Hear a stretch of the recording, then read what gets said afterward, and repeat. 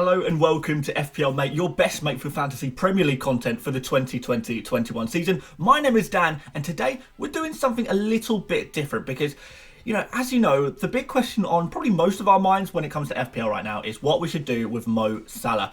It's a really difficult one, and in particular, I found that the information out there is a little bit confusing. It's more confusing than it should be, and particularly on the topic of how long is Salah going to be out for, no one really seems to have a definitive answer. So I've done my research. Trust me, if the journalists are struggling to get it right and are struggling to put the right information out there, it's been difficult. It's been really difficult for me to find some definitive answers. So I've looked up all the rules and stuff. Hopefully I can give you some straight and direct answers as much as I can. I'm not going to patronise you. I'm going to tell you exactly how it works. I know you guys are smart, so you guys want the proper information. So I'm not just going to say, well, we're not sure how long he's going to be out for, because that's not exactly quite right. We can make assumptions, and there's a few variables. So I'm going to try and explain that for you to you guys today. So this video is going to be split into three parts. So we're going to start off with how long is Salah going to be out for. Then we're going to go into should you keep or sell Salah, I guess, based off of that information. And then finally, if you do sell Salah, who are the best replacements? So hopefully this video will be the only video you need when it comes to the topic of Mo Salah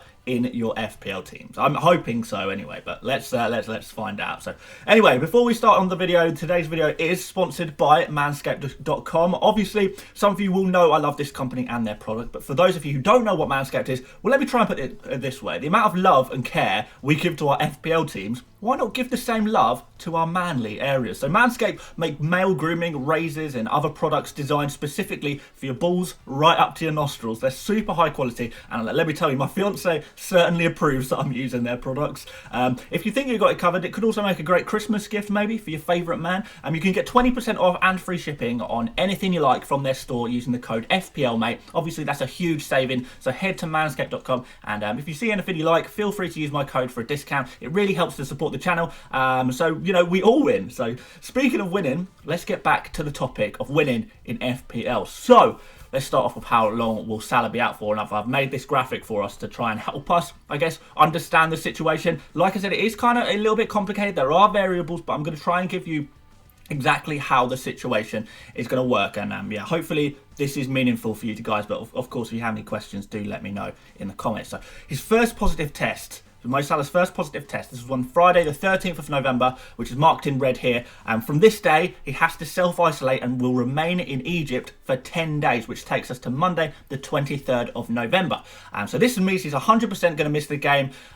Game week 9 against Leicester, he's 100% out of that. No chance he plays that. So on Wednesday the 18th, yesterday, if you're watching this video on Thursday, he took another test which came back positive again, but this is kind of irrelevant, so we can pretty much ignore that. So on Monday the 23rd, he will take another test. Now, assuming this test comes back negative, he will be cleared to fly back to England, and he'll be able to train and play football with his Liverpool teammates, obviously. The test, however, can take up to 48 hours for the results to be processed, which means he may miss Liverpool's Champions League game against Atalanta. This game against Atalanta is, I guess, the earliest possible return date for Salah, but it kind of seems really, really unlikely. So if the test is taken on the 23rd and it comes back positive again rather than negative, Salah will have to remain in Egypt until he finally returns a negative test. We could pretty much have daily tests at this point, which means he should be able to return and ready to play against Brighton if he eventually gets this positive test, negative test, sorry. But of course, most people who have COVID will have that for around 10 to 14 days. But 1 in 10 people will have COVID for 3 weeks or more, which means if he does have COVID for 3 weeks or more, he's going to be stuck in Egypt for a little while longer. So this is pretty unlikely though. So I guess let's assume for the sake of this video that he's back, COVID clear, and back in England, so early in the week, commencing on this Monday. What you'll next notice is, I guess, these yellowish dates that I've coloured in, which is where things get a little bit complicated. So once he returns from abroad, usually people have to self-isolate for 2 weeks, don't they? I've marked these 2 weeks in yellow. However, the government and the Premier League rules say that if a player has remained only with their national team staff and teammates and had no contact with anyone else, they're allowed to ignore this rule. So obviously, Salah has attended this wedding with over 800 people and also attended an awards ceremony.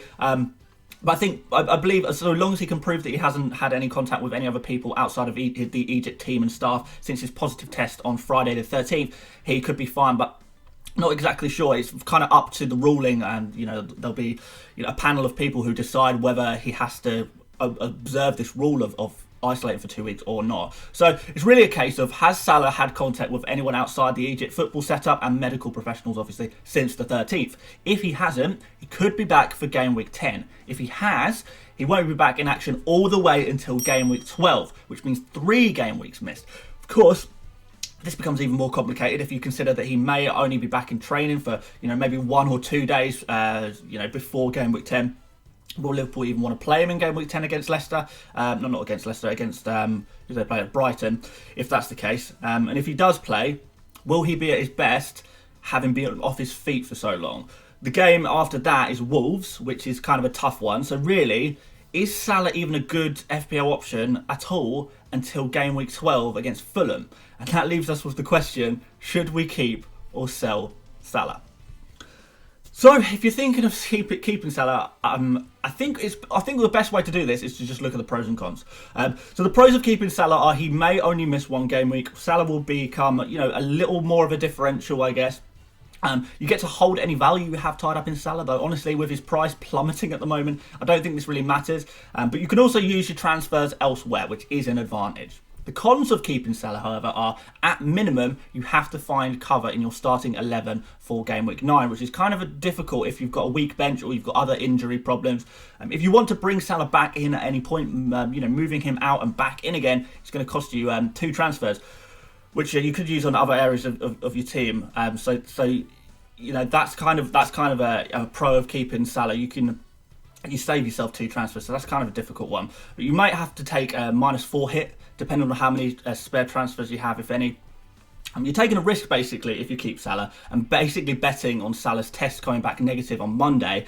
And you're also betting on the government waiving their 2-week isolation rule for people returning for their country. So that's kind of a difficult one as well. And finally, I don't think an away game against Brighton and a home game against Wolves are particularly good fixtures for Liverpool, especially because of their heavily depleted squad. So it's kind of a difficult one. You do take a risk either way. There's a lot of variables at play, and ultimately you've got to weigh them up and make your own decision. But as a Salah owner myself, I think the cons or the negatives kind of outweigh the pros and the positives, just because is Salah that much of a good option anyway in the short term? We've got to try and find cover, we've got to try and find a captaincy option.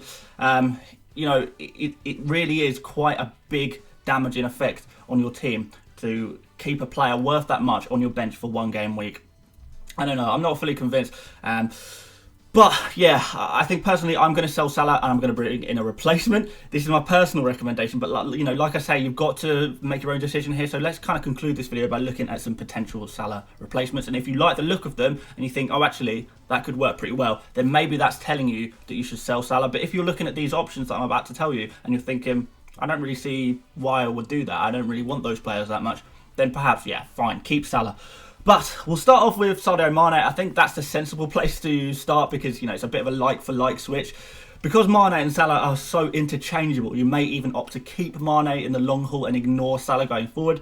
Like I said before, however, I don't think Liverpool have great fixtures in the next 3, especially with this depleted squad. Mane does also benefit from having Salah on the pitch at the same time, so this isn't even ideal for Mane.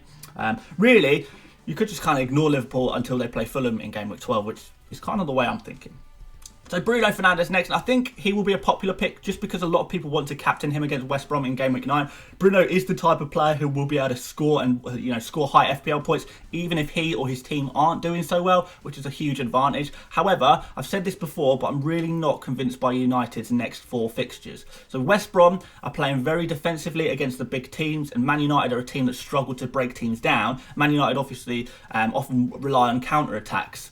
Which obviously that's just not going to be possible in this game against West Brom. They then play Southampton away, and a Southampton side, of course, who have kept 3 consecutive clean sheets at home, convincing clean sheets as well. They also play West Ham, who have been great at shutting out the big teams so far this season, so I don't think United will be too successful against them. And finally, they play Manchester City, which I think speaks for itself. So I'm not really convinced by Bruno personally, or Manchester United in general personally, but if you see it differently to me, then you can go for that.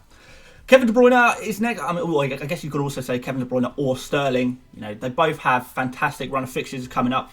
Man City in general. They haven't really shown much form so far this season, but this is a great chance for that to change with these really, really good fixtures. So grabbing a City player ahead of the crowd before they even start scoring big, this is going to be a huge advantage for you over your rivals. The problem is they play Spurs this game week, so that may mean you are lacking a player to captain this game week. However, if you've already got someone else you're happy to captain, then I see no problem with getting a City player 1 week early and beating the crowd. So next, Hakim Ziyech. This is probably going to be the player I move for, but this is specific to my team, so you don't necessarily have to do the same. There are a few other options, as I've already mentioned, obviously. Chelsea do play Newcastle this game week, which means Ziyech, though, is a fantastic option for your captain. They play Leeds in game week 11 too, which is a really nice fixture. And then it's a little bit mixed after that. So Ziyech is a great short-term replacement for Salah, I think. The problem is it leaves a lot of money in your bank, which isn't technically an issue. Money isn't everything, but it does mean you have to be careful with your money to make sure that you can get Salah back if you're wanting to get him back. That's the kind of situation I'm going to be in anyway. I do want to note here that there's nothing wrong with rotating your expensive players with transfers and targeting these great games to captain a player. I know a lot of people are put off by this idea, but it's a proven tactic in FPL that works. So I'm going to use this Salah problem, I guess, take it to my advantage and use this tactic and basically replace him with a player that I want to captain in the short term. And then I can bring him back in for game week 12, fixture against Fulham. It's a decent plan, right? So yes, there are pros and cons for all of these options.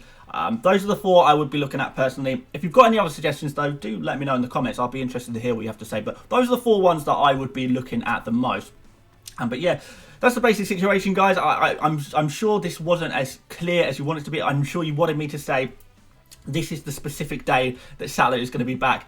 I'm afraid it doesn't quite work like that, and that's why all the newspapers and stuff are saying Salah could be out for 2 game weeks. Salah could return by this Atalanta game, because we don't quite know yet. It depends on whether his test returns positive or negative on Monday, and it also depends on this rule of 2 weeks isolation. Do the Premier League, do the government let Salah go straight back into the Liverpool team, or do they make him do the 2 weeks self-isolation after coming back from Egypt? So earliest he comes back is against Brighton. Latest he comes back is all the way against Fulham. So yeah, it's a lot of variables. But hopefully this made sense. Hopefully, with this information, you can sort of keep an eye on the news and the tests and stuff, and try and kind of understand what the situation is going to be. And just hopefully this is kind of at least a little bit useful to you. And if you do have Salah, hopefully this has helped you make a decision on this game week, because ultimately we've got to make a decision now,